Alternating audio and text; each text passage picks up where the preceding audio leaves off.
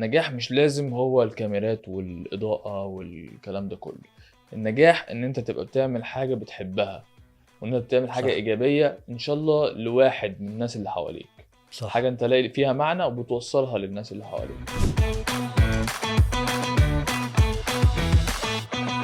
اهلا بيكم في حلقه جديده من كتف قانوني. النهارده معانا بطل مختلف، شخصيه ملهمه ليا انا شخصيا والناس كتير. حكايه تستاهل اننا نحكيها ونتكلم عليها ونتعلم منها، ان مفيش مستحيل. معانا عمر حجازي. عمر، ازيك؟ ايه الاخبار؟ ازيك يا حمود؟ ايه عامل ايه؟ الاخبار؟ كله تمام. بقالنا كتير ما تقابلناش. مظبوط. كان اخر مره اتقابلنا كان وقت الكورونا. كنت انت لسه ساعتها بقى بتفكر كنت عملت الخليج العقبه خلاص، وكنت بتفكر ان انت عايز تعمل كذا ريكورد.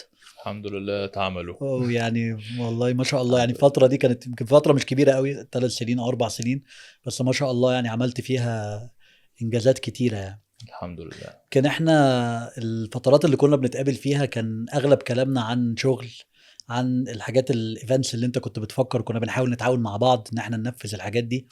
بس يمكن عمرنا ما اتكلمنا بقى عن، يعني عمر ما جات لي فرصة كده ان انا اقعد اتكلم معاك عن تجربتك بقى الشخصية والقصة بتاعتك اللي هي ملهمة لناس كتيرة. عايزين نتكلم اكتر عن تجربتك الشخصية قبل الحادثة وبعد الحادثة و... والظروف والملابسات والحاجات اللي خلتك تفكر بقى في ان انت تتجه الاتجاه اللي انت اتجهته ده وتحقق الارقام اللي انت عملتها دي، لان انا متأكد انه في ناس كتيرة يعني لما تسمع القصة دي اكيد هتكون حافز ليها ان هي يعني تحقق حاجة في حياتها يعني. يلا بينا، انا مبسوط ان انا معاك النهارده وجاي احكي كل حاجه. حبيبي. طيب مبدئيا انا عايز ارجع بقى معاك يعني الاول خالص. انا عايز اعرف انت يعني شخص او كنت بتعمل ايه قبل لما يحصل لك الحادثه اللي حصلت دي. يعني عايز اخد يعني اعرف كده شخصيتك كانت عامله ازاي، كانت ايه هواياتك، كنت بتعمل ايه. عايز اعرف هل يعني التغيرات اللي حصلت بعد الايفنت ده كان عامل ازاي. يعني احكي لنا شويه كده، كنت عامل ازاي يعني كشخصيه يعني. كشخصيه كنت شاب عادي جدا، بس كنت شايف نفسي شويه زي الشباب اللي هم اول العشرينات لما يبقى واخد التستوستيرون بقى فشايف نفسي شويه، شايف ان انا يعني جامد جدا. بشتغل شغلانه لطيفه كان نفسي اشتغلها. انا خريج فاينانس وانفستمنت من جامعه القاهره، واشتغلت في احد البنوك المصريه الكبيره جدا في مكان برستيجس، مكان كويس. فكنت بالنسبة لي عايش حياة كويسة. أهدافي كانت كلها تتمحور إن أنا أعيش إزاي حياة أحلى، أتبسط إزاي، أستمتع إزاي بوقتي. وده هدف فالid في فترة العشرينات، يعني بتبقى الواحد بيدور هتبسط، هعيش إزاي، إيه السعادة فين، وهكذا. وفي نفس الوقت كنت بحب الأدفنشر، بحب المغامرة من بعيد، بلعب رياضة كده وأروح الجيم على خفيف. بحب المغامرة، بعملها بشكل غير منظم. يعني مرة اروح جبل ادفنتشرز هايك، كده مع اعوم الاقي مثلا من ناحية لناحية، اعوم البحر، اعدي الناحية طبعا حتت صغيرة، كيلو 2 كيلو. اي حاجة بلاقيها بعملها فيها خطورة يعني. بعد كده كنت بحب الموتوسيكلات، فجبت موتوسيكل، قررت الف في سينا. وفي اللفة دي وانا راجع عملت الحادثة. بدأت بقى القصة المختلفة اللي ممكن يكون الناس سمعت عنها.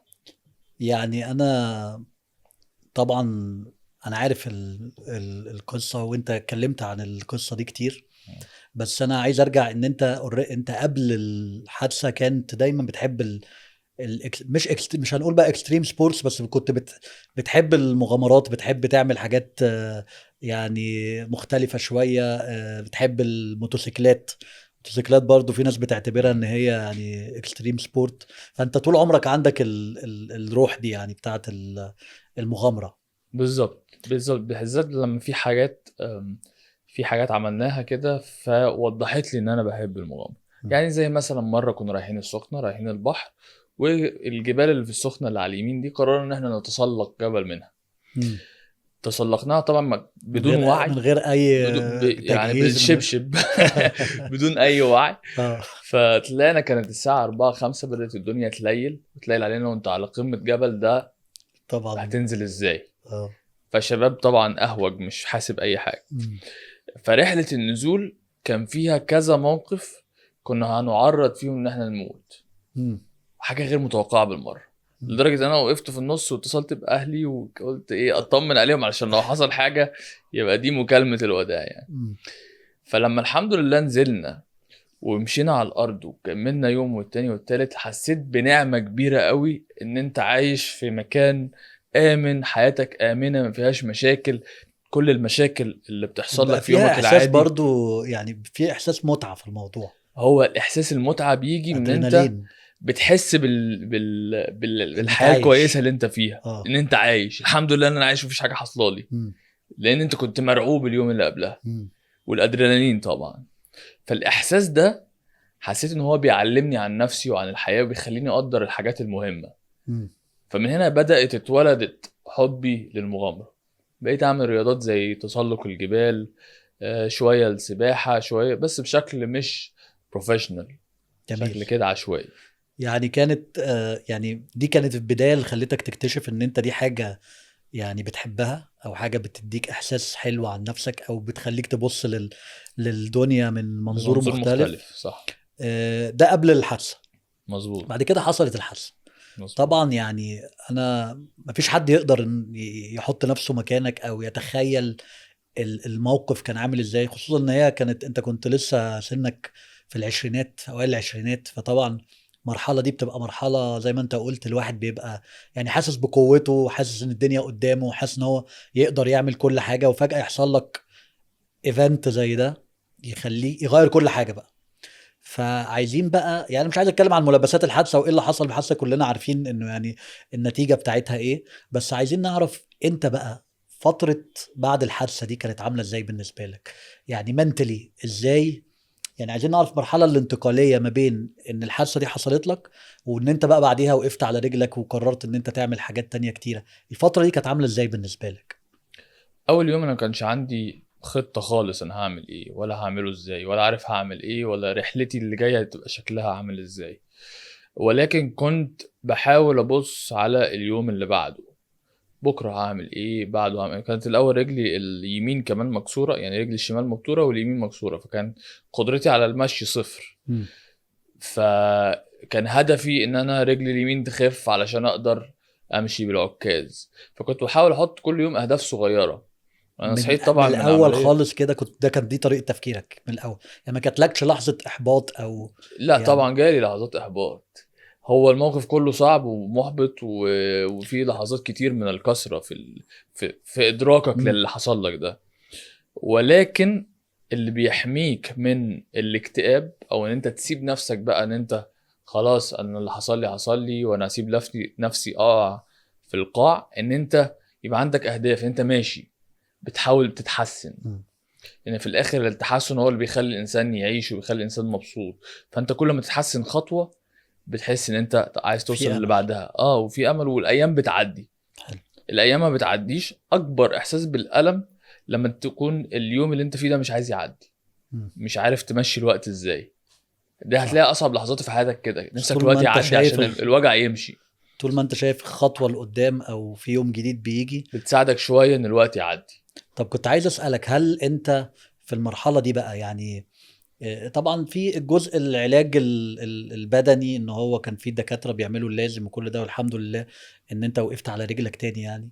بس قصدي نفسيا بقى، هل انت كنت بتتعالج نفسيا في الموضوع ده؟ هل في تكنيك معين اتقالك عليه ان انت تقدر تخرج نفسك من الجزء ده، ولا انت كنت يعني مع نفسك بتتعالج مع نفسك هي كانت فترة اكتشاف للذات. أنا قعدت في الفترة الأولى دي حوالي 3 شهور، بعد كده 3 شهور، يعني 6 شهور إجمالي.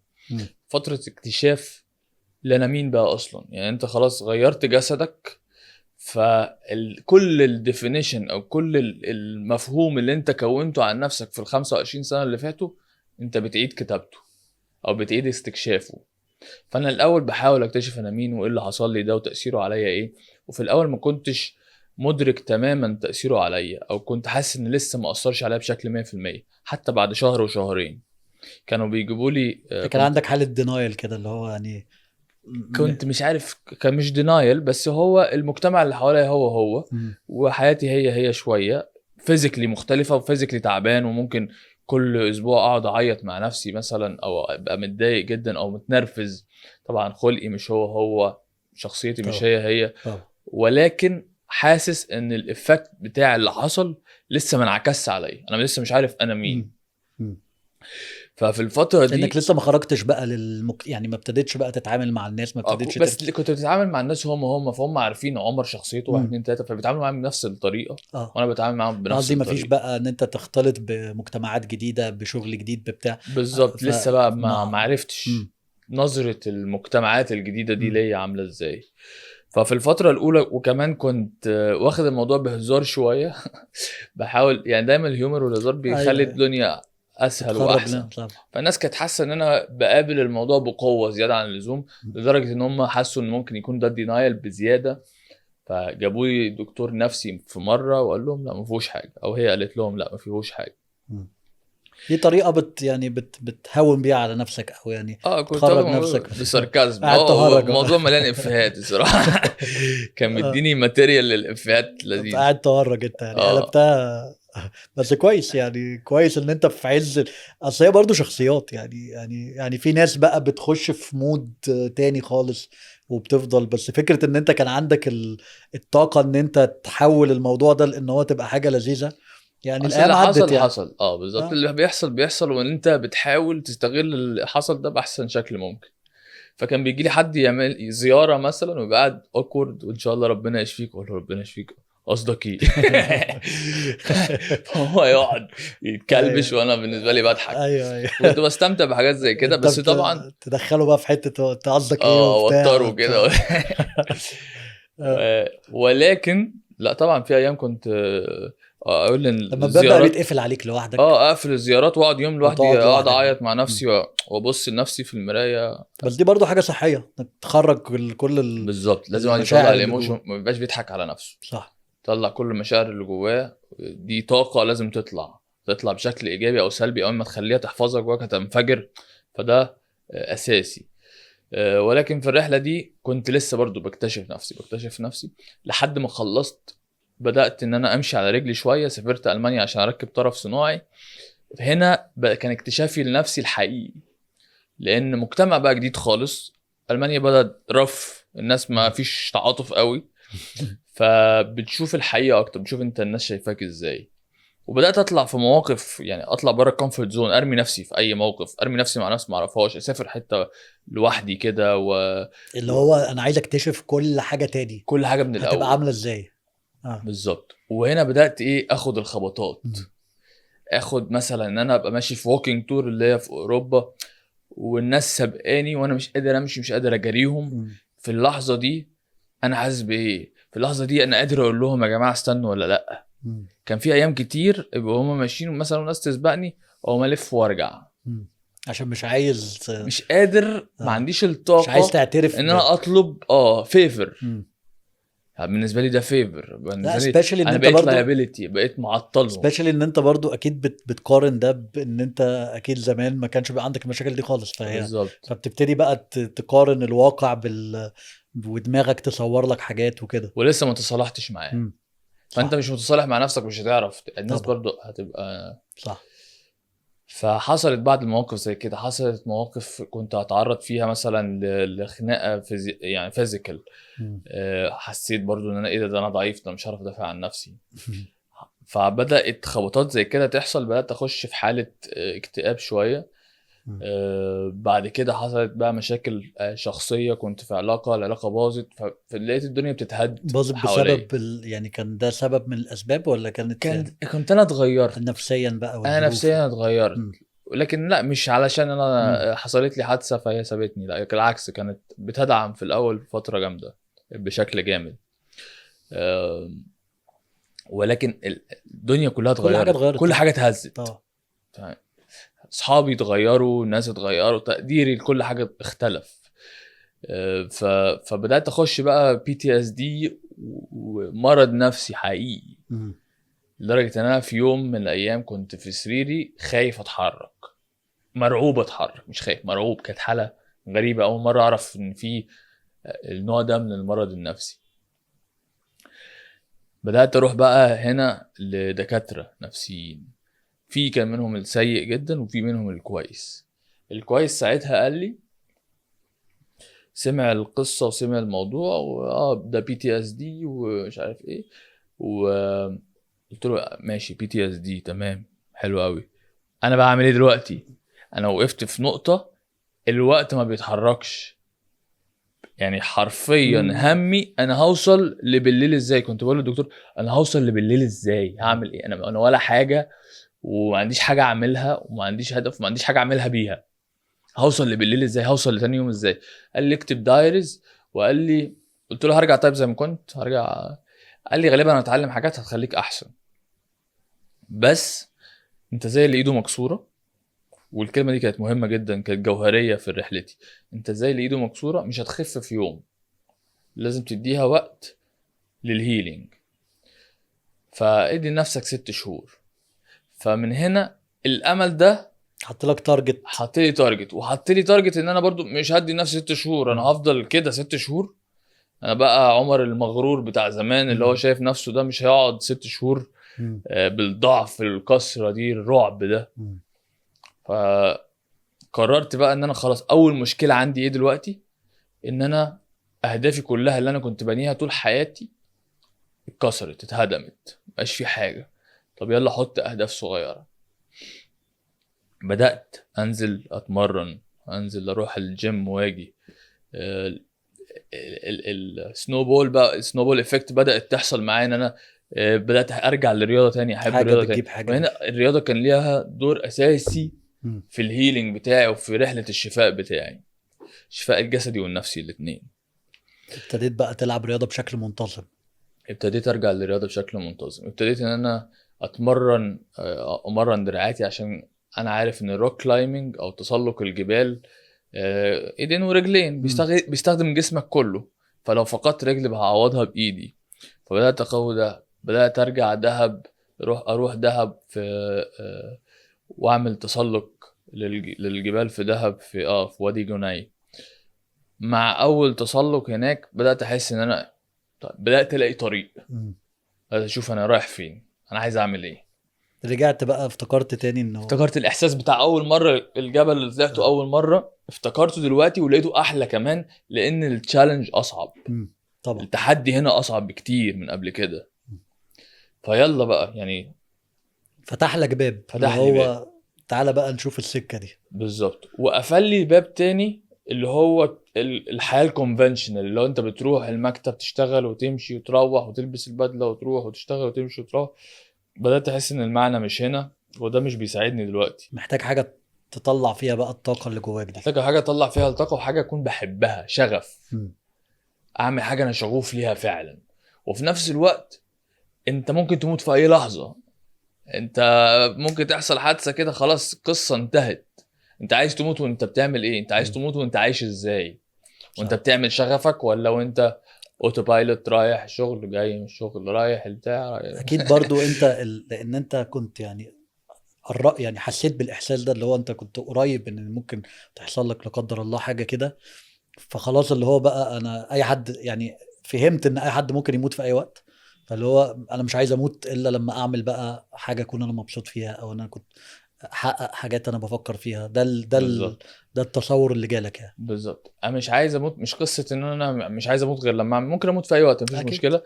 بس طالما انا هموت في اي وقت، ايوه ليه ما اعيش حياه كويسه، حياه انا مبسوط فيها او شغوف ليها او حاسس ان انا بعمل معنى. ابتديت بقى في دهب تروح وتعمل بدات كلايمبينج. ارجع دهب كتير، بدات اعوم.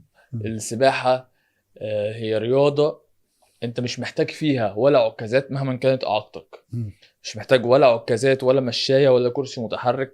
انت كل السباحين من كل الاعاقات بيعوموا من غير ادوات المساعده، بنسبه 90% برضه بيعوموا من غير ادوات مساعده. فهنا حسيت بحريه تاني، مش محتاج عكازات ولا رجل صناعي. فهنا بدات ابص بقى لهدف كبير في السباحه. طب انا مش اسرع واحد في العوم، خلاص يعني ناقصني رجل، مش هبقى اسرع واحد، بس ممكن ابقى اكتر واحد عنده انديورنس يعمل حاجه محدش يقدر يصبر ان هو يعملها او يستحمل ان هو يعملها. فقلت ده هدف، ان انا اعمل عومه طويله جدا. وانا بحب اعوم من مكان لمكان، فكره ان انت تنزل في حته انت وتطلع في اوريدي حته من تانية. زمان كان عندك الموضوع ده ان انت كنت بتعوم كنت بعوم وتروح بس حتت، مش بروفيشنال مش يعني. بس يعني قصدي ان دي حاجه انت كنت بتحب تعملها، كنت بحب اعمل بس من النوع غير ما ده تبقى منظمه، من غير ما يبقى فيه تارجت. بالظبط.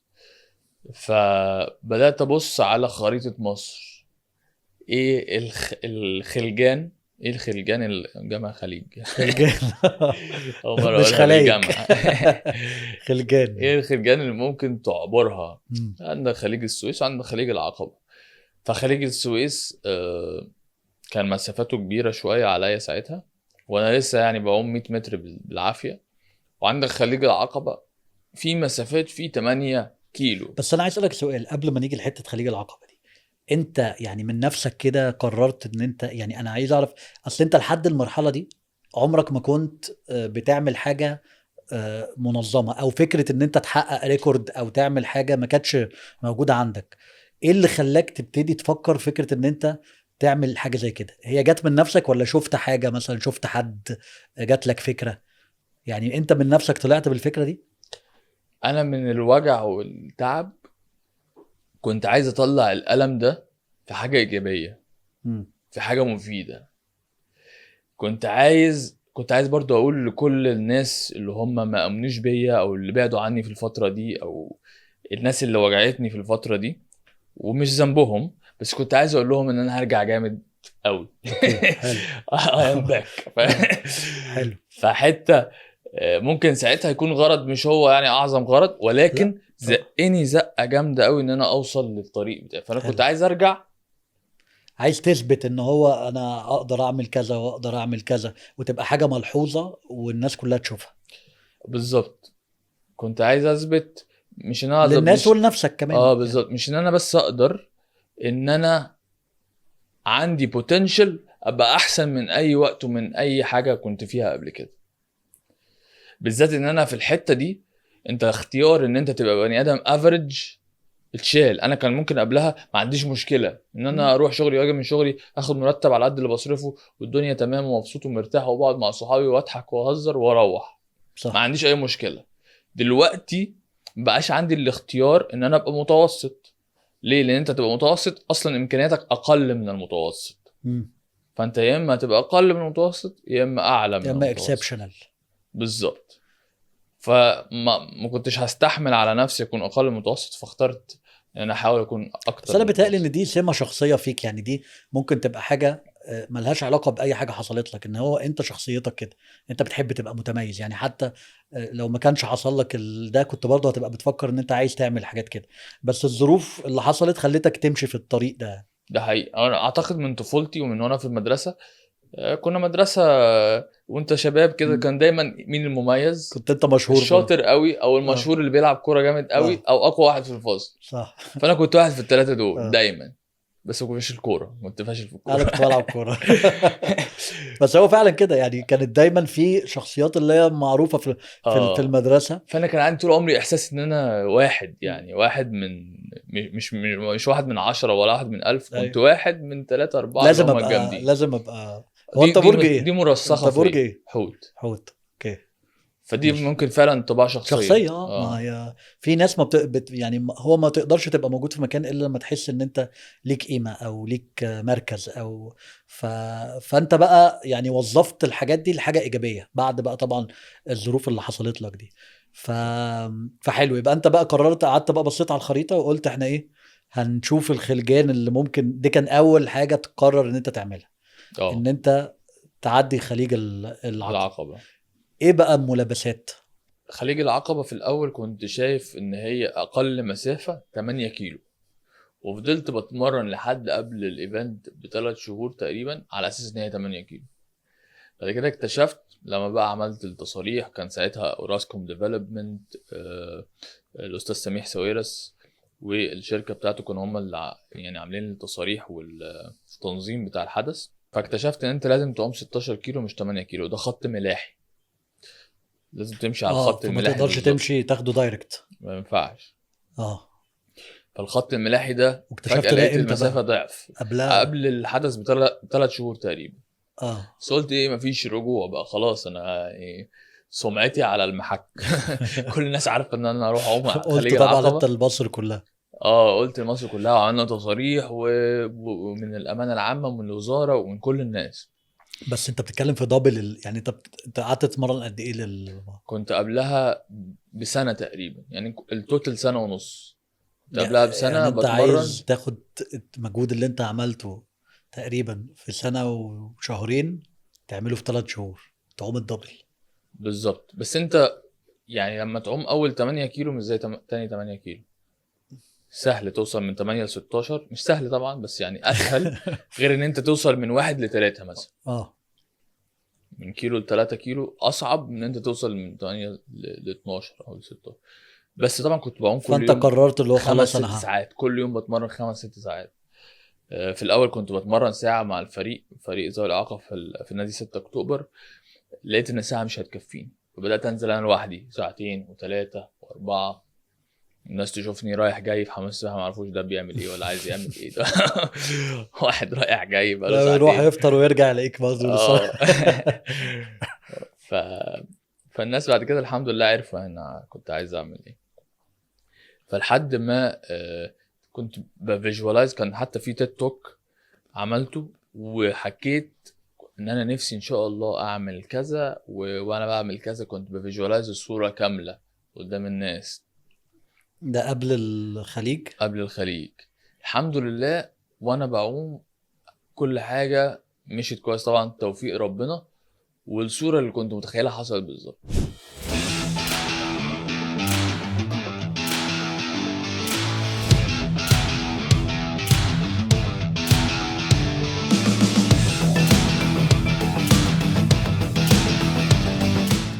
اللي حواليا ما كانوش متخيلين. يعني والدي مثلا كان ماشي معايا في الموضوع ده علشان اطلع من اللي انا فيه، عشان احقق حاجه لنفسي، عشان اطلع الطاقه بشكل ايجابي. بس مش متخيل بقى الضجه الاعلاميه اللي تحصل، نجاح الموضوع، ان الموضوع ليه معنى وهكذا يعني. طب والترتيبات بقى برضو، يعني هل انت بتعوم برضو عشان الناس تبقى عارفه؟ يعني انت بتعوم كده بيبقى معاك حد معاك؟ بتشرب ازاي؟ يعني ايه اللي بيبقى تفاصيل العومه نفسها. احنا بدأنا بعد الفجر بشويه، يعني الساعه 6 تقريبا. بيبقى معاك سبورت بوت، مركب مصاحب. المركب المصاحب ده وظيفته ان هو يدلك على الطريق. انت في نص البحر مش هتعرف تمشي. بيدلك على الطريق وبيديك بقى لو في اكل شرب، المدرب عايز يقول لك حاجه، بيبقى معاك طول الطريق. اوكي، بيفضل ماشي جنبك.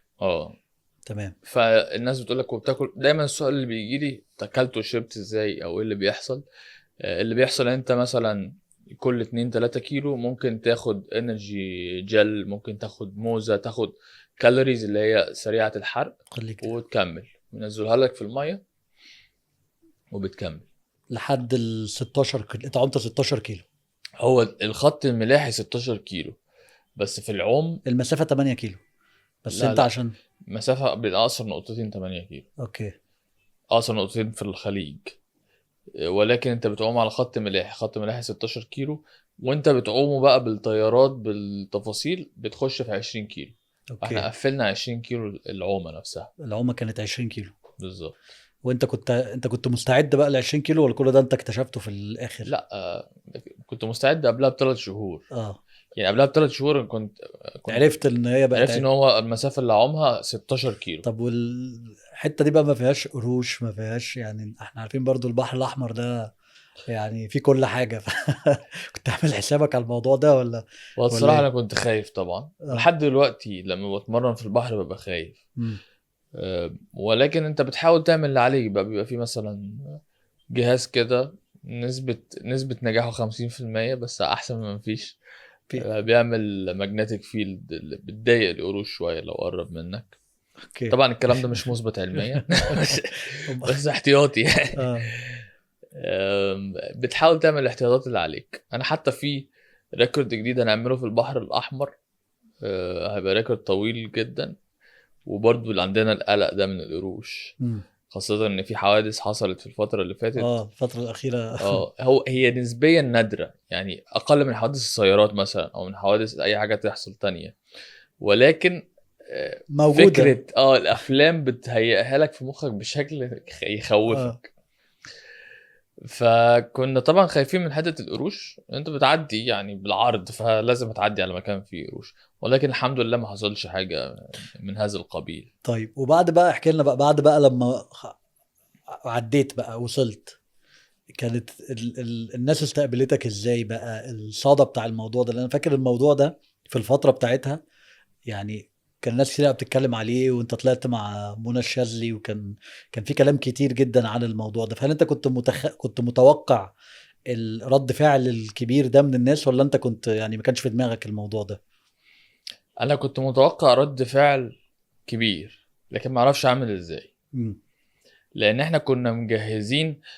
الحمد لله يعني ربنا وفقني ووفق التيم اللي كان معايا ساعتها، ان احنا ما نبصش للموضوع ان هو رياضة بس، مم. ان هو حدث رياضي فقط، ولكن الرياضة علشان تقدر تخليها sustainable. وده برضو الهدف من ان انا عملت Legends of Egypt الاكاديمي بتاعتي، مم. ان عشان تقدر تخليها sustainable لازم تضيف ناحية البي ار، لازم تعرف تعمل كامبين من قبلها حتى بكتير مم. بتوصل لليوم ده. الحمد لله الكامبين دي كانت معمولة كويس، وكان مكتوب عن المحاولة دي، كان مكتوب عنها في الجرايد، وناس كتير اتكلمت عنها قبل ما اعملها. وده كان بيمثل ضغط برضو، خلي بالك يعني ده كان كنت عايز بيحط اسالك ضغط كبير برضو. عليك. اكيد طبعا، ان انت تبقى الناس كلها بتتكلم عن الموضوع قبل ما انت تعمله. بالظبط، ف... ضغط كبير. فلو ما عملتوش لو عملتوش اللي هو انا نازل يعني قتيل. انا كان يعني عندي اصابة في كتفي الشمال، قلت انا قتيل حتى لو هعوم بايد واحدة، يعني ان شاء الله ان شاء الله اخد 16 ساعة لازم اوصل للناحية التانية مم. باذن الله يعني. والجزء ده برضو ان انت نازل اكون او لا اكون او وده مستموت، كان ده حاجة مهمة. وده كان بالنسبه لك، انت اول حد يعمل المسافه دي، اول يعني ذوي اعاقة اول في ذوي العالم. اعاقه في العالم يعدي خليج العقبه. بالظبط، وفي 2 قبلي في العالم، واحد تقريبا فرنساوي، واحد تاني، 2 قبلي عملوها. عملوا المسافه ولا عملوا نفس عملوا نفس المسافة بس كانوا أسوياء.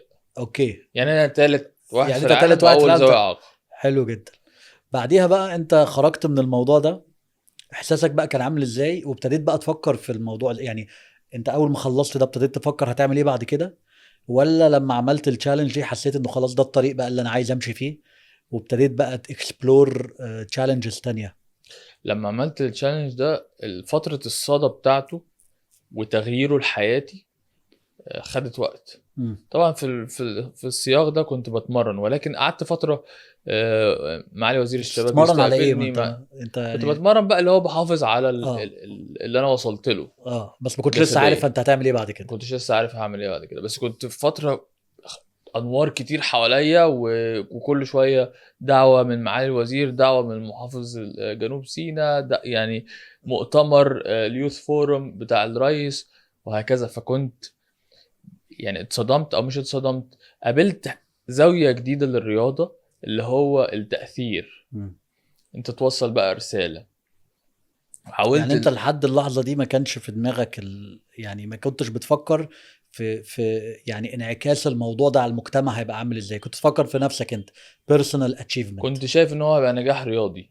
بس فكرة ما بقى ان هو نعرفش. تبقى رسالة، وان انت تبتدي تفكر انك تبقى مؤثر، لا ما كنتش اعرف. دي حصلت بعدها بقى لما شفت بالظبط. البروباجندا والاكسبوجر اللي انت خدته. بالظبط. فكرت فيها ازاي بقى؟ يعني ايه الخطوة اللي بعدها ابتديت تفكر فيها ازاي؟ بدأت أحس إن هي نعمة طبعا، إن واحد يبقى صوتك مسموع، ويبقى ربنا بيوجه من خلالك رسائل للناس. طبعا. لما حد كان بيقابلني مثلا يقول لي شفتك في التلفزيون وكنت مكتئب، وبعد كده فكرت إن لا، أنا ممكن أعمل. وأنا كنت يعني الكلام طبعا. حلو جدا، في نفس الوقت مش عايز أخده على الإيجو بتاعي، إن أنا مبنيش إيجو بقى زي زمان. مم. بس ده هدف جامد جدا إن أنا أفضل بعمل الحاجة دي، بوصل نفس الرسالة دي للناس. اتغير في حياة ناس كتيرة. بالظبط. يعني انا برضو حاجه من الحاجات اللي انا فكرت فيها قبل ما احنا يعني نعمل اللقاء ده، انه دي اكيد يعني في ناس كتيره قوي ممكن تبقى دلوقتي حاسه ان هي محبطه، حاسه ان هي مش قادره تعمل حاجه. فلما يعرفوا القصه بتاعتك ويشوفوا انت عملت ايه، ده ممكن يديهم روح. فاكيد دي برضو حاجه من الحاجات اللي انت يعني ابتديت تحس ان انت بتقدر تعملها، وابتديت بقى تستغلها بشكل اكبر بعد كده. بالظبط، اصل كلنا عايشين في نفس الرحله، كلنا بنواجه صعوبات وبنعدي بلحظات صعبه ولحظات من الالم والضعف. كل الناس بتواجه ده. فلما بيشوفوا رحلة قدامهم واضحة وباينة وباين فيها ان انت ممكن تكون عديت بألم اكتر شوية من اللي هم حاسين بيه، وفي نفس الوقت ربنا قدرك عن طريق بقى ان انت بقيت تلعب رياضة، او عن طريق ان انت بتعمل حاجة انت شغوف ليها، ان انت تعدي من الصعوبة دي، فبتدي للناس امل ان هم ممكن يعملوا كده. صح. وفي نفس الوقت ايه المفتاح ان انت تعمل كده؟ ان انت تختار اختيارات صغيرة ايجابية. بدل ما تشرب سيجارة عشان انت مكتئب، العب رياضة. بدل ما تاكل ايس كريم، كل حاجة صحية وكل حاجة مفيدة وفيد نفسك فانت وفيد جسدك. فانت حولت الطاقه اللي جواك دي، ما في طاقه كده كده جواك. بالظبط، يا فانت تاخدها قررت شمال يا تاخدها قررت يمين. انك تطلعها في حاجه ايجابيه، وابتديت بقى ايه، واحده واحده واحده واحده الموضوع يكبر معاك لحد لما عملت الحاجات القويه اللي انت عملتها. بالظبط. طب بعد كده بقى يعني ابتديت امتى بقى تفكر؟ انا فاكر ان احنا تقريبا دي الفتره اللي احنا اتقابلنا فيها، اللي هو انت كنت لسه بتفكر تعمل الجينيس ريكورد. وده طبعا كانت حاجه طبعا برضو بالنسبه لك اكيد كانت حاجه تشالنجينج، وحاجه مهمه جدا ان انت تعملها. ابتديت تفكر فيها ازاي؟ وليه اخترت بقى انك تحطم الرقم اللي انت حطمته ده؟ يعني قول لي برضو جت في دماغك بص، ازاي هو يعني. في النص قبل ما اقابلك على طول، قبل ما نتعرف، عملت رحلة مستوحاة من رحلة سيدنا موسى. انا لقيت نفسي ان انا عمت من الاردن لمصر. مم. تمام. وفي رحلة سيدنا موسى في مصر كانت عن طريق سينا. مم. فقلت اكمل الرحلة دي لحد اهرامات الجيزة. فعملت اكني عملت رحلة مستوحاة من قصة سيدنا موسى في مصر على ارض سينا لحد اهرامات الجيزة، وكان بدعم واستقبال معالي الوزير اشرف صبحي. ف ومحافظ الجيزة اللواء احمد راشد. فكانت دي بالنسبة كانت لي بايه بقى؟ نهاية. يعني مشي ولا بالعجله؟ يعني عملت ايه؟ دي كانت الرحله دي بالعجل، كانت ازاي؟ كانت الرحلة بالعجلة. بالعجله. اه. فكانت بالنسبة لي برضو رحلة مغامرة، تحدي. مم. التحدي ده بيعكس جمال مصر. انا شفت في سينا مناظر، انا رايح جاي بالعربية مم. ولكن وبالموتوسيكل، ولكن اول مرة احس بيها كده. طبعا. فكانت العجله مختلفه طبعا. بالعجلة مختلفة تماما، واحساس مختلف وتشالنج رهيب، متعة يعني دي غير مسافه عادية. قد ايه بقى تقريبا؟ انت بتتكلم في 600 كيلو مثلا؟ اه، حوالي 700 كيلو. مم. مسافه برضو. من طريق سانت كاترين عملنا تسلق لجبل موسى. كانت رحلة يعني بين السياحة وبين الرياضة. حلو قوي.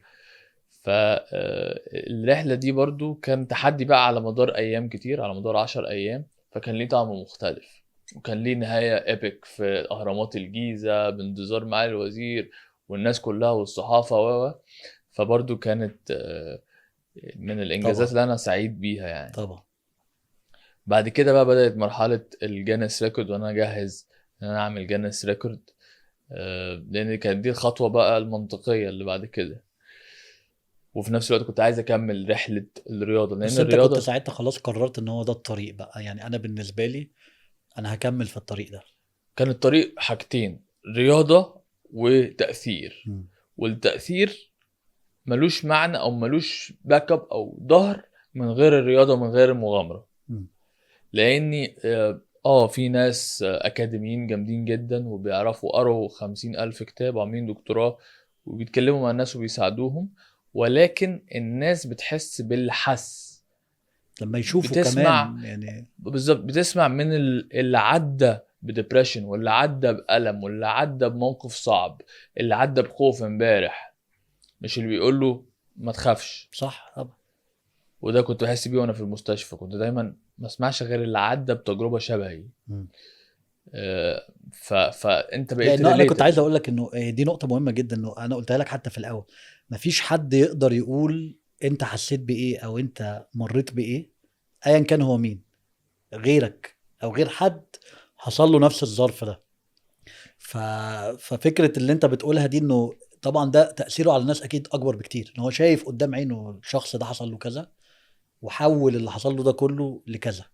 هي دي القيمه الكبيره في اللي انت بالظبط. بتعمله يعني. بالظبط. وبدات ساعتها برضو اخش في العمل المجتمعي. يعني مم. كانت الاول من خلال ان احنا بنزور الناس اللي حصلت لهم حوادث او اصابات، ونتكلم معاهم وناخدهم في الرحله، سواء عن طريق هيعمل ايه فيزيكلي او طبيا او نفسيا. فبدات الاقي ان الحته النفسيه دي الناس مش شايفاها، مم. والناس مش حاسه بالاستراجل بتاعت اللي بيعدي بموقف او بيعدي بصعوبه في الحته دي. فبدانا نعمل مبادرات للدعم النفسي. ساعتها عملت مبادره نقدر للدعم النفسي، وبعد كده دخلتها مع جيزه فاونديشن، ولحد دلوقتي بنعمل حلقات نقاشيه مع ذوي الاعاقه. هايل. فدخلت يعني حته المجتمع، مش بس انفلونس بقى واروح مدارس وجامعات ومؤتمرات واتكلم، ده جزء كبير منها، ولكن بدأنا نشتغل مع ذوي الإعاقة والناس اللي عدت بترومز ومشاكل على الدعم النفسي. فهنا لقيت معنى بقى للحياة يعني، ومجتمع يعني في كل الاتجاهات. مكتمل بالظبط. فبدأت الصورة تكتمل، وبدأت أسس كمان شركتي، وبدأت أسس أكاديمية سباحة إن هي تعلم الناس، لأن الرياضة بالنسبة لي كانت وسيلة أساسية إن أنا أخرج من الصعوبة اللي أنا فيها. فالرياضة بتجعل أو بتخلي الشخص سوي نفسيا. دايما هتلاقي أي حد رياضي طول عمره هتلاقي نسبة إن هو يبقى عنده حاجات يعني ظواهر طبعا من طبعا عدم الرياضه إن هو بتمنع، يعني الرياضه بتحافظ على الشباب كمان ان هم تحافظ على يتعرضوا لحاجات كتيره قوي، وان هم وكمان ان انت تحقق، سواء بقى يعني انت طبعا على المستوى بتاعك الرياضه بتاعتك مختلفه شويه، بس حتى الرياضيين اللي هم بيلعبوا رياضه بشكل منتظم ان هو يوصل ان هو يحقق او يبقى بطل، لازم تكون شخصيته، يعني لازم تكون شخصيته كويسه، يعني لازم بالظبط. يشتغل على شخصيته، لان عمره ما هيقدر يبقى يحافظ كمان على النجاح اللي هو فيه ده لو هو مش متزن يعني. فالرياضه طبعا من الحاجات اللي بتفرق جامد جدا في شخصيه البني بالظبط. ادمين يعني. بالظبط، بتعلمك دروس زي الديسيبلين مثلا، اللي هو طبعا انت بتوصلش لحاجه غير لما تكون ملتزم، 100%. مش موتيفيتد ومتحمس، لا. صح. الالتزام بتعلمك الكونسيستنسي كمان ان انت تكمل consistency. تفضل، ده بالظبط. محتاج ديسيبلين. ولو مع يعني مش هتتعلمه غير لما يبقى عندك هدف وتفضل تشتغل عليه كل يوم. يعني انت كنت بتحكي ان انت كنت عمال تعوم رايح جاي رايح جاي، الناس مش فاهمه انت بتعمل ايه، بس انت لو ما كنتش عملت كده ما كنتش هتقدر تاخد الخطوات اللي انت خدتها دي. بالظبط. ف... فانا متفق معاك 100% يعني. بالظبط، لان الناس بتسالك ايه اصعب حاجه في العومه وايه اصعب موقف. اصعب حاجه في العومه التمرين ليها. مم. الساعات اللي انا كنت رايح جاي بعد البلاط دي، صح. او انا جاي من الشغل ومش قادر انزل اتمرن، لا انزل اتمرن ساعتين وثلاثه واربعه، دي كانت اصعب حاجه. دي نقطة مهمة جدا برضو ان احنا جينا لها، انه برضو الناس ما تفتكرش ان هو انا اتفرجت على عمر فعمر عمل كده يبقى انا اقدر اعمل كده. هم لازم يعرفوا برضو انت اشتغلت على نفسك ازاي عشان توصل لكده، وانت ما صحيتش من النوم قررت ان انت هتعوم العومه دي وعمتها. فهي بالظبط. لازم يشتغل، يعني لو حد عنده حاجه لازم يصحى كل يوم ويشتغل عليها عشان يقدر يحققها. بالظبط، هو اي حد يقدر يحقق انت مقتنع معظم. بالموضوع ده ان اي حد يقدر يعمل اي حاجه؟ بالظبط، بس في خلال امكانياتك او الحاجات اللي ربنا ميزك بيها. مم. يعني انا ربنا ميزني بالانديورنس، اكتشفت ميزتي دي وقررت اشتغل عليها. في واحد ربنا ميزه بسرعة، في واحد ربنا ميزه بأذن موسيقية جميلة مم. جدا، واحد ربنا ميزه بالدراسة والعلم. فلما تكتشف ميزتك وحطيت فيها هدف، هنا بقى وعي بالذات، او ان انت تدرك امكانياتك وتعرف تحط فيها هدف تتعلمه بقى من الرياضة الكونسيستنسي، ومشيت في الهدف ده خطوة ورا خطوة هتوصل اللي انت عايز تعمله. طب كنت عايز اسالك في سؤال كده جه في بالي واحنا بنتكلم، هل انت مقتنع ان اللي حصل لك ده سهل عليك ان انت تكتشف الحاجة القوية اللي جواك؟ يعني لانه في ناس كتيرة بتبقى عندها مشكلة في الحتة دي، انه يعرف نفسه، يعرف هو كويس في ايه، يعرف ايه الحاجة اللي هو بيحبها. فهل انت متخيل الطريق اللي اترسم لك ده سهل عليك الموضوع ده، ولا برضو كانت الموضوع صعب؟ سهل وسرع، بس سهل وسرع من خلال الصعوبة. مم. يعني انا اول ادراك وصلت له بعد الحادثة ان مخك لو اتزنق في كورنر تحاول يتصرف. هيطلع. مم. لو اتزنق انت محشور حلوة وملكش حل. السهل وسرع دي. سهل وسرع. سرع لانه ممكن حد يوصل للي انت عملته ده بس على وقت اطول. بالظبط، لانه فهي مش مضطر. بالظبط. الدنيا تمام، في مسكنات كل يوم، في مسكنات والحياة بتمشي وخلاص. مفيش متغير كبير في حياته يخليه يقف مع نفسه ويراجع نفسه ويكتشف نفسه. بالظبط. فهي برضو في الاخر لما انت ممكن تبص عليها ان هي في الاخر نعمة اه يعني، طبعا. انه طبعا، ده حصل يعني. ان انت تقف نعمة، وان انت يحصل حاجة صعبة نعمة، وان زي ما قلت لك مخك يتزنق محشور في كورنر، ولازم تبقى كرييتيف علشان تطلع من الكورنر ده. هتطلع حلول مختلفه خالص عن ما انت كنت بتفكر صح او ما انت كنت اصلا هتفكر. صح. لان مثلا في موقف وهو اداني شويه بصيره بعد الحادثه بتاعتي. انا لما نزلت في البدايه كنت بتمرن مع فريق ذوي الاعاقه في النادي. كان في ولد بيتمرن وبيعمل بطولات، وولد يعني ناجح جدا في السباحه، اسمه محمد حسن. الولد ده كان عنده اعاقه بصريه وسمعيه وما بيتكلمش، ولا بيشوف ولا بيسمع ولا بيتكلم. يعني كل قنوات الاتصال مع العالم الخارجي مش موجوده. فانا من النقطه اللي انا واقف فيها في الزمن دي وببص كل حاجه بتحصل، بعيد تقييم كل حاجه. اول سؤال جالي، هو اصلا يعرف يضحك؟ هو مولود كده. مم. فهو الناس بتسمع الضحكه من ابوها من امها، مم. بيشوفها فبيتعلمها فبيقلدها. فهل هو يعرف اصلا الضحكه عامله ازاي؟ هل يعرف الانبساط؟ هل في حاجه بتسعده؟ مفيش قنوات صعب للوصول طبعا. ليه غير اللمس. فسالت المدرب بتاعه، فقال لي بيهزر ويضحك. انا مهزر معاه كده، لففه في الميه لعبه فضحك. مم. فانا اللحظه هي بسيطه جدا، ولكن المعنى بتاعها او الرمزيه بتاعتها بالنسبه لي ساعتها فتحت لي باب كبير قوي. طب ان مخك هيلاقي طريق حتى للسعاده لو عمره ما شافها، لو انت مزنوق ما عندكش حاجه تانية تعملها. فمن هنا فده قلت اللي حصل معاك. قلت خلاص، يعني انا حتى لو انا في كورنر ومش هقدر العب كل الرياضات وكل الحركات وكل اللي انا كنت شقلبه اللي كنت بعملها، بس في حاجتين ثلاثه انا كنت كويس فيهم. انا عارف ان انا كويس في الانديورنس، عندي صبر. بس خلي بالك برضو ان هو في نقطة مهمة، ودي حاجة برضو للناس، ان الناس انه انت مش مطلوب منك ان تبقى كويس في كل حاجة، يعني ده مهم الناجح. جدا، ودي برضو ومحدش حاجة، هيبقى كويس في كل حاجه. ما هي دي حاجة من الحاجات اللي برضو الناس احنا عندنا لخبطة فيها جامد. انت محتاج تنجح مرة واحدة في حياتك عشان تبقى ناجح. يعني مش لازم تبقى اسرع واحد ولا اشطر واحد ولا اذكى واحد، بس لو انت كويس في حاجة واحدة. بس الفكرة بقى الموقف اللي حصل لك ده هو اللي خلاك تستوعب الفكرة دي. طب انا كويس في ايه؟ طب انا مش كويس في ايه؟ طب انا هشتغل على ايه؟ بالظبط. واتطورت معاك لحد لما حققت الحاجات دي يعني. دي حقيقه. انت مثلا عندك قد الكوبايه دي من الطاقه، مم. لو حطيتها في حاجه واحده هتوصل اطول مسافه ممكنه، لو حطيتها في 5 حاجات هتوصل طبعا. خطوتين من ال5 حاجات. ولو حطيتها في حاجة واحدة انت كويس فيها كمان، يعني هتوصل لاكتر هتوصل كمان. لأبعد. لأنه بالظبط. في ناس بتفضل ماشية في طريق مع ان هي ممكن يكون عندها موهبة تانية خالص بس هي مش عارفة.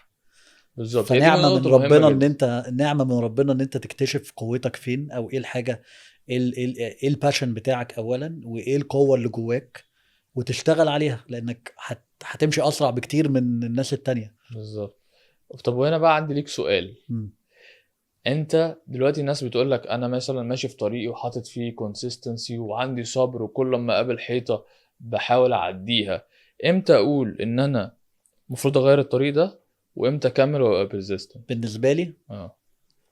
لان انا برضو مريت بحاجات يعني طبعا مش نفس التجربه بتاعتك يعني، بس طبعا كل واحد بيبقى عنده ابس اند داونز بالذات في الشغل وفي المتغيرات.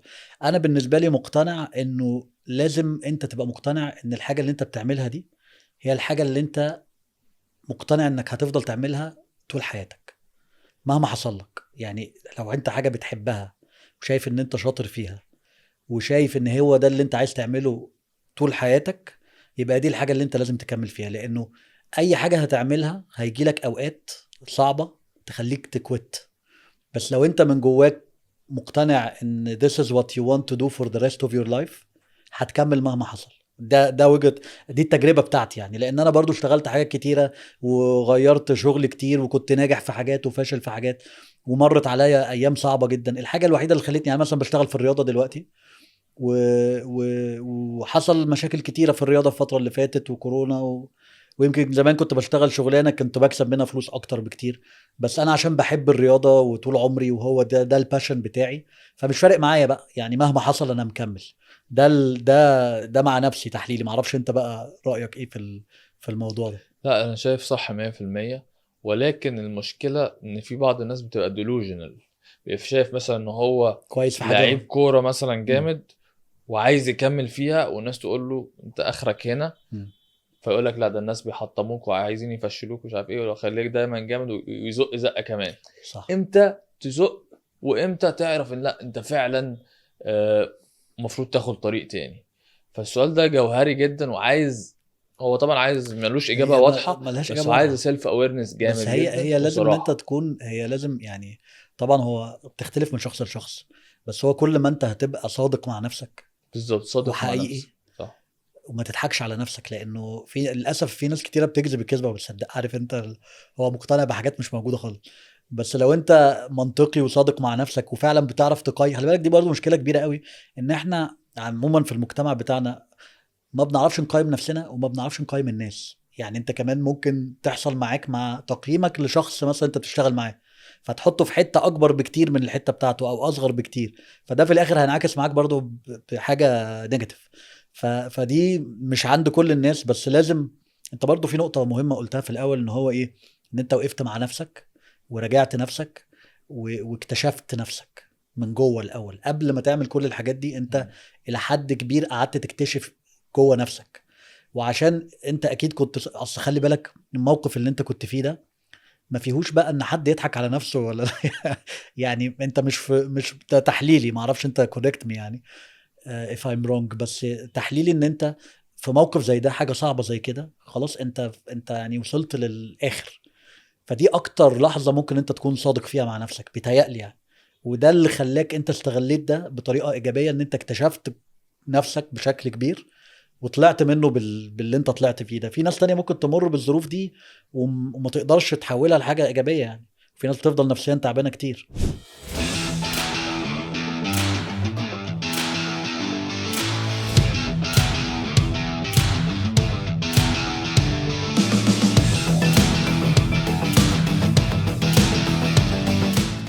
انا لو ما كنتش صريح مع نفسي ما كنتش هلاقي حل حقيقي.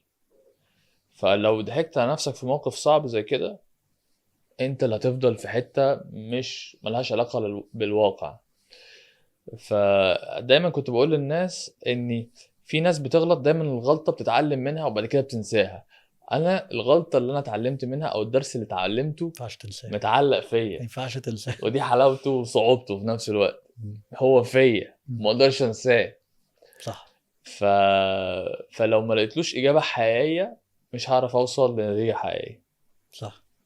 أكيد، ما بقولك يعني هي أكيد كل حاجة ربنا بيقدرها في الآخر بتبقى يعني كويسة، بس إن احنا نبص عليها من الزاوية المظبوطة يعني.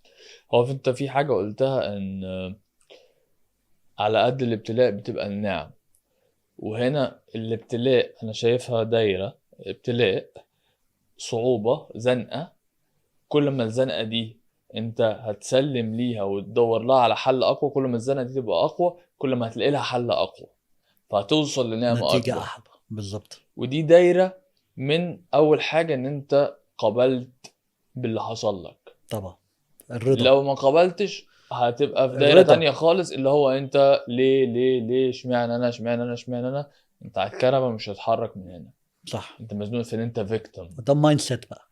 بالظبط، مايند سيت بتاعتك يا اما فيكتم يا اما وينر. يا شخص بينجح يا شخص بيشتكي صح. وبيقول ان الظروف هي اللي ضده والناس هو اللي ضده. 100%. كلنا عندنا ظروف، كلنا عندنا ناس، كلنا بتحصل لنا مواقف بره ايدينا، كلنا ساعات بنغلط وساعات الناس اللي بتغلط لنا. ولكن انت بتختار تتعلم من حتى رد فعلك هتغيره المرة اللي جاية ازاي تجاه ظلم الناس يا عم اللي انت بتقول عليه.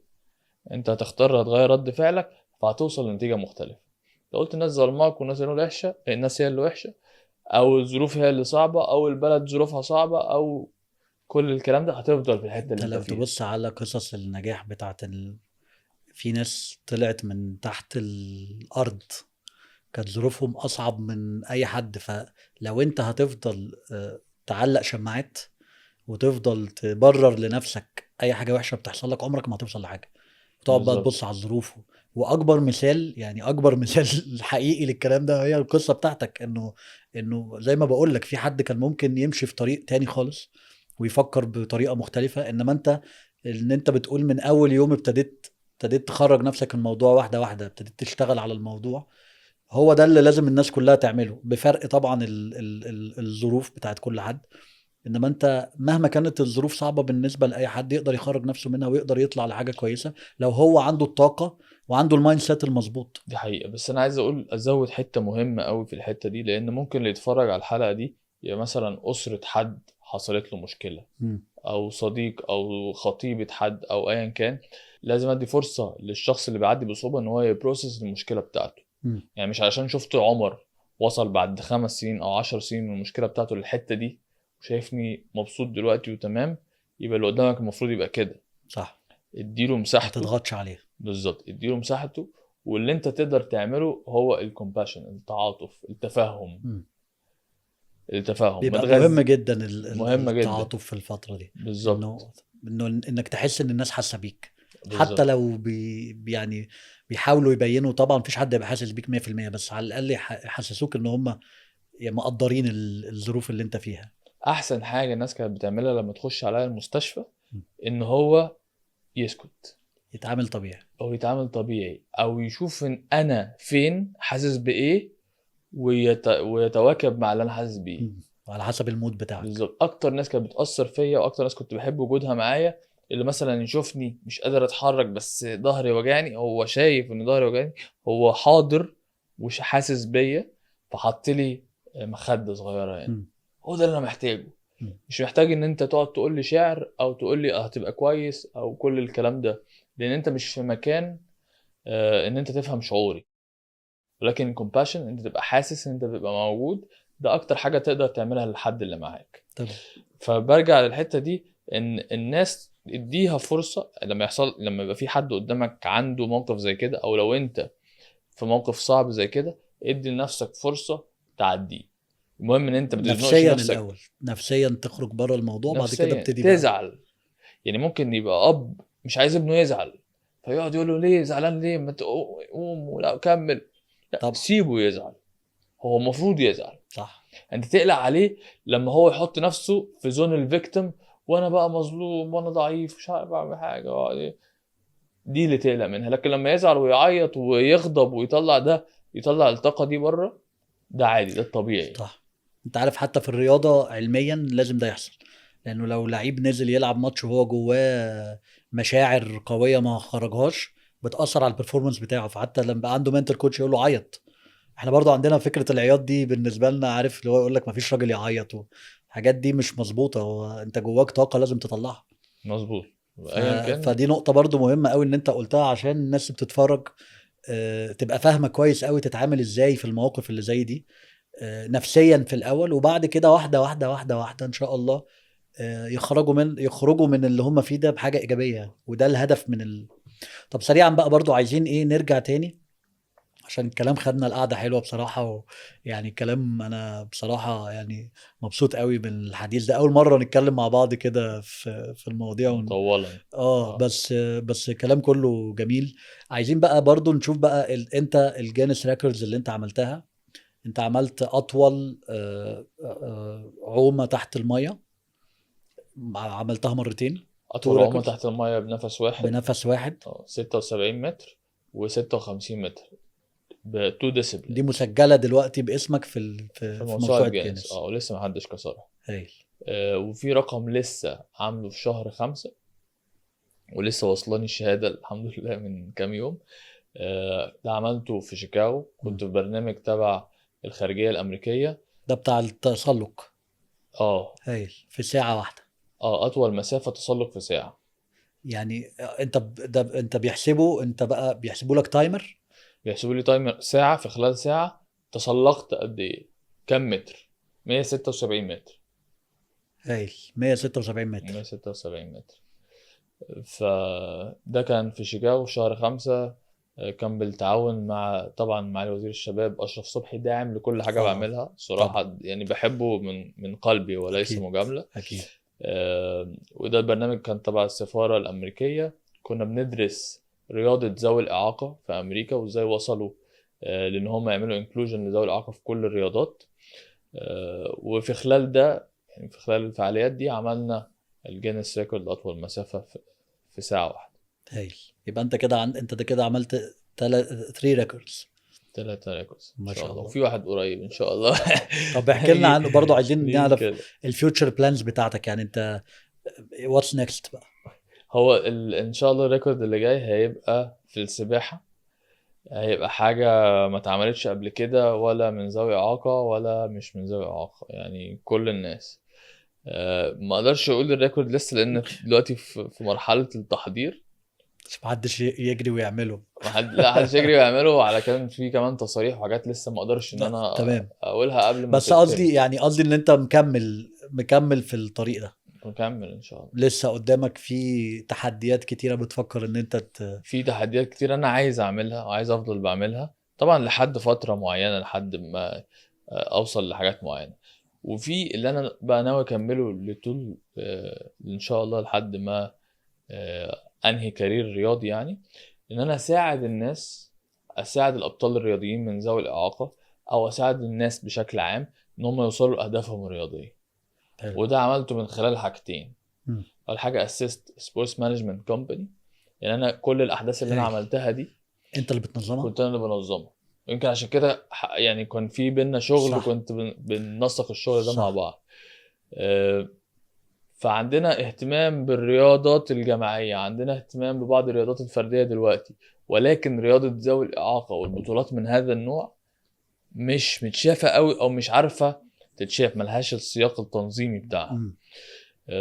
فعلشان كده حبيت إن أي حد عنده هدف مختلف، سواء بطولة أو حاجة سبق أو ريكورد، إن احنا نساعده يعملها. حلو جدا. وبالفعل الحمد لله نظمنا لعمر عبد القادر ريكورد اكتر عدد في ساعه، اكتر عدد ماسل ابس في ساعه. بنشتغل مع هيثم عادل هو اول مستخدم كرسي متحرك يعبر المانش، هو بطل من مصابين الجيش. في الريكورد اللي جاي ده برضه هيبقى فيه هايل ابطال تانيين. هايل. يعني انت دلوقتي فبنحاول بتساعد ذوي الاحتياجات او ذوي الاعاقه تكنيكلي من خلال الاكاديميه، انك بتمرنهم ان هم يبقوا تكنيكلي موجودين، وككونسلتنسي وبي ار وماركتينج وتنظيم وكل حاجه. وتنظيم للايفنتس بتاعتهم، بالظبط وبتوريهم يعملوها ازاي، لانه بالظبط ممكن يبقى في ناس كتيره برضو عندها افكار وعندها طاقه ان هي تعمل حاجات، بس تقدر تنفذها يعني فيزيكلي يقدروا يعملوها، بس ما يقدروش ينظموا، لانه التنظيم والتصاريح والحاجات دي بقى اكيد سكه يعني تانية. بالظبط فحلو جدا. يعني انت دلوقتي عندك شركه سبورتس مانجمنت، دي اللي بالظبط. من خلالها دي ليجندز اوف بتنظم، ايجيبت. اسمها ليجندز اوف ايجيبت. بالظبط. هايل. لازم وليجندز نعمل حاجه مع بعض بقى. لازم ان شاء الله خلاص اكيد. يعني ما احنا الوقت من الكورونا بس اللي وقفتنا خلاص. بس. هنرجع تاني. الكورونا رجعتنا كتير، بس يعني يس الحمد لله ان احنا مكملين يعني. ان شاء الله. ده دليل على ان احنا برضو يعني بنحب اللي عندنا احنا بنعمله. persistence اللي بنقول عليه. والله انا بقول الجيل بتاعنا ده يعني مر بظروف صعبة جدا، فيعني الناس اللي بتقدر تكمل في الشغل بتاعها وتحقق حاجات دي يعني هو بتبقى كل مرت ظرف بحاجات هو صعبة. فرصة، كل ظرف لو شفته من نظرة أخرى هيبقى فرصة. طبعا يعني البورصة صح. لما بتقع مثلا، فرصة اللي بيشوفها فرصة إن هو يخش يشتري. ويبقى اجريسيف أكتر، هو اللي بعد كده بيبني ثروة. بالظبط. فايا كانت الصعوبه، الكورونا كانت فرصه للفود اند بيفرج اندستري في كل مصر، الاونلاين بيزنس والاونلاين بيزنس حصل لهم. والانترتينمنت. صح. فعلى حسب هتشوفها ازاي هتقع. في المانيا كان في كلوبس الانترتينمنت كلوبس وبتاع وحفلات وكده، في الكورونا كله قلب بي سي ار وتعالى.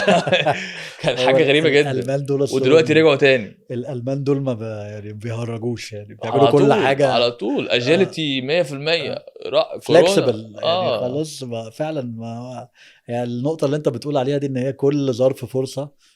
هي دي في حاجه يعني، لو هو ده المعنى اللي احنا خرجنا بيه هو ده فعلا الحقيقه، انه بالظبط كل حاجه على حسب انت بتبص عليها ازاي، كل حاجه جوه دماغك. بالظبط. الحاجة التانية ان انا بحب اوضحها من خلال الاكاديمي ليجند سويم، ان احنا نعلمها للاطفال الجيل اللي جاي ان النجاح مش لازم هو الكاميرات والاضاءة والكلام ده كله.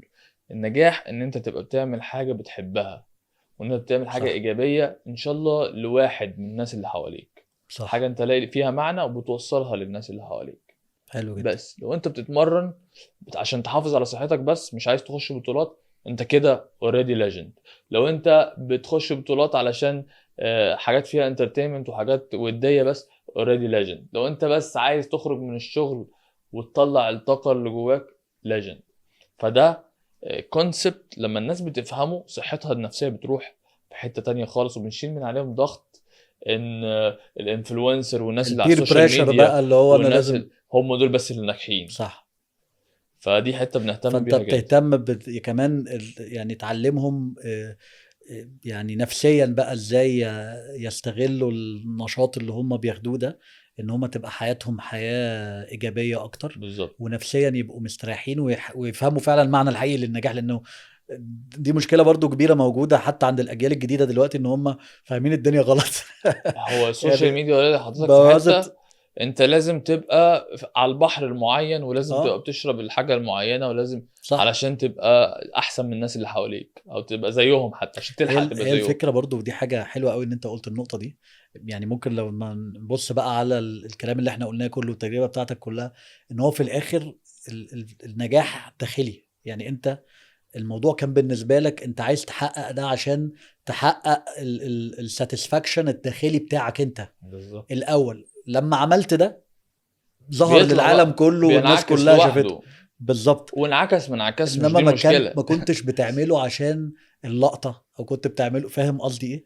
هو لا. ده اللي الناس الاجيال الجديده لازم تفهمه، ان هو نجاحك هو من جواك، ان انت تبقى شاطر في الحاجه اللي انت بتعملها، بالظبط. مش الناس هتبص عليه بشكل عامل ازاي. صحيح. ولما بتشتغل يعني انا دايما بقول مش مهم انت هتعمل ايه، المهم هتعمله فين مم. منين، مم. من موقف، من انرجي ليفل عامل ازاي. لان ده السر اللي بيخليك تعمل نجاح قوي جدا بسهولة، او تعمل حاجة ما تعرفش توصل لها. الانرجي ليفل اللي بتتحرك منه. مم. في حاجة اسمها ماب اوف كونشسنس بتفسر لك انت عملت كل حاجة منين. لو رجعت لها هتلاقي ان انت مثلا تحت في اول الماب خالص الشيم، بعد كده في الديزاير، في ناس كتير قوي بتتحرك من الديزاير، في ناس كتير قوي بتتحرك من الحب او من الكومباشن. فكل لما بتكون بتتحرك من حتة اعلى، الديزاير اللي هو الشهرة، عايز مم. اتشهر، عايز فلوس، عايز مش عارف ايه، فهتلاقي ان انت استطاعتك او التحديات اللي انت ليها بتقابلها طاقتها ضعيفة جدا، بالظبط. فممكن توصل لحاجات بس بطاقة ضعيفة وليك اخر. ولكن لو اتحركت من كومباشن او من حب للي حواليك او من رغبة ان انت تضيف للمجتمع، هتبقى طاقتك اعلى بكتير قوي وهتوصل لحاجات اكتر بكتير قوي. طبعا. فهنا دي دي حتة دي مهمة. نقطة مهمة جدا، وهي بالظبط. دي برضو خلي بالك السؤال اللي انت سألته لي قبل كده وانا رديت عليك، قلت لك ان انت لو انت بتحب اللي انت بتعمله ومقتنع بيه، هيديك طاقة لا نهائية، لان انت عارف ان انت مكمل في الطريق ده وهتصبر لما محدش يشوفك ولما محدش يسقف لك 20 ولما سنة. خلي بالك هتستنى ان في عادي. ناس، يعني احنا في قصص نجاح، ناس بتحقق نجاحها وهم عندهم 50 سنة وهم عندهم 60 سنة. حقيقي. فلو هو تخيل إن ده بقى له 30 40 سنة. يعني بس في ممثلين مثلا، يعني بيومي فؤاد ده مثلا، يعني ده راجل اتشهر وعنده كام سنة. الراجل ده بص هو كبير. بقاله قد ايه شغال على نفسه. لو هو ما كانش بيحب فعلا اللي هو بيعمله ما كانش كمل. وفي امثله كتيره تانية يعني. وارن بافيت مثلا ده اللي هو بتاع البورصه برضو، عمل اول مليار وعنده 70 سنه. مش عارف يعني هو اكيد ما اتبسطش بيه قوي بس برضو. بس فاهم بس فكره. اتبسط بالرحله. هي دي النقطه، ان كمل. هو خلاص هو قرر ان هي دي شغلته وهي دي الحاجه اللي هو كويس فيها، فهو مكمل فيها. النجاح بقى يجي لك وقت ما يجي، حتى لو ما جاش في الاخر مش هتبقى ندمان، لان انت عارف ان انت عملت الحاجه اللي انت بتحبها. دي حاجه مهمه قوي ورساله مهمه قوي. يا ريت الناس كلها لانه انا في حاجه من الحاجات اللي بتضايقني قوي، ما اعرفش انت تاخد بالك منها ولا لا الفتره دي، ان الناس كلها دلوقتي بقت تشتغل شغلانات عشان حاجات، عشان مثلا فلوس. بس هو مثلا بيشتغل الشغلانه دي عشان هي بتعمل فلوس، او شاف صاحبه بيشتغل الشغلانه دي عمل منها فلوس فيقوم سايب شغل.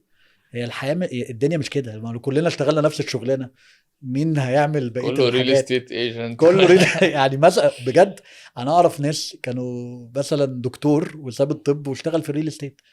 انا مش ضد الريل استيت، انا اشتغلت ريل استيت فتره في حياتي، بس قصدي فكره ايه، انه مش كل الناس على فكره شاطره في الريل استيت. في ناس بتشتغل في الريل استيت ما بتعملش فلوس خالص. ولو انت سيلز بيرسون عظيم وانت ده الباشن بتاعك وتحب تتكلم مع فاشتغل الناس اشتغل واعمل وتبيع صح. ماشي. بس لو انت بتعمله علشان هو كل الناس او ده الترند او مش عارف، بالظبط. مش هتوصل لحاجه. وبعدين انا دايما بقول للناس انه يعني ملهاش علاقه لو انت شاطر في شغلك هتبقى غني مهما يعني eventually هتبقى غني. اي حد شاطر في شغله لو بيشتغل اقل شغلانه يعني هيبقى غني في الاخر. فلو انت فما تخليش الفلوس هي الدرايف بتاعك، لانه الفلوس لانه هيجي وقت، لان بالذات لو انت بتشتغل حاجه عشان الفلوس وجات لك الفلوس، طب هتعمل ايه بعد كده؟ خلاص ما انت بقى معاك فلوس، هتلاقي نفسك مش قادر تكمل في لا الشغلانه دي. وبعدين انت اصلا 80% من يومك في شغلك، بالظبط. فانت تعمل فلوس عشان ايه؟ عشان ال 20% اللي انت بتريح فيهم 100% قبل ما تنام صح. يعني. مش بالظبط. ما انا لما لقيت رحلتي في صح. الشغل وفي الوظيفه كده، انا لقيت ان انا بضيع حياتي. حتى لو كانت مكان كويس جدا، مجتمع كويس جدا، كانوا فيري سبورتيف، بس لقيت ان انا مش مش ده دي المعنى اللي انا عايش علشانه. حلو. صح. حتى لو فلوس، حتى لو بوزيشن وكل، بعدين هتعيشه امتى؟ هتبسط بيه امتى؟ صح 100%. ف طب اخيرا بقى يعني عايزين كده في اخر القعده الحلوه دي، عايزينك كده تدينا شويه رسائل كده للناس اللي بتتفرج على الحلقه دي. يعني لو عايز توجه رساله مبدئيا لاي حد حصل له يعني موقف كده صعب، او اي حد اوريدي عنده اي اعاقه او حاجه، لو تقدر تقول لهم حاجة واحدة كده انت منك من التجربة بقى بتاعتك الملهمة دي، تقول لهم ايه؟ ايه اهم معنى خرجت بيه من الرحلة الكبيرة دي؟ اكبر معنى خرجت بيه ان لو علاقتك وايمانك بربنا قويه وثابته وراسخه، هتعدي اي حاجه. ولو انت في مشكله وعايز تحلها وعلاقتك بربنا وإيمانك بربنا مش قوي، اشتغل على ده أول حاجة. دي حل لكل يعني دي صح. مختصر المفيد. صح. الباقي كله خطوات فعلية، دي ممكن نتكلم فيها. تواصل معايا، اتصل بيا، قول لي اعمل ايه، مم. ابعت لي على السوشيال ميديا بجد. لو انت في مشكلة قول لي اعمل ايه خطوة خطوة، بس اشتغل على الفاندمنتالز الأول. صح. خطوة خطوة دي بقى دايما اعمل عندك البيزكس هدف. الاساس. ده بالظبط، ده الاساس، مفيهوش كلام. دايما خلي عندك هدف، دايما اختار الاختيارات الصغيره اللي تخليك تبني ما تهدش. دايما خلي عندك الصبر والبرزيستنس، انت تمشي في طريق واحد وتوصل لاخره. واي وما حاجه تسمعش حصلت الكلام حد. ما تسمعش. انت ماشي في طريقك، انت شايف ان ده يعني اللي روحك مقتنعه بيه وعارف ان ده الصح، بتبقى عارف، تبقى متاكد ان ده طبعا. الصح، امشي انا بس. شايف ان يعني ملخص ان قوي علاقتك بربنا دي هي الخلاصة. يعني من من الاخر الاخر. انا برضو بقول للناس كلها اللي هو لو عندك مشكلة في الحتة دي حلها الاول، كل حاجة بعدها هتتحل، لأن ترتيبة حياتك كلها بتبتدي بالظبط. من لان اللحظة دي.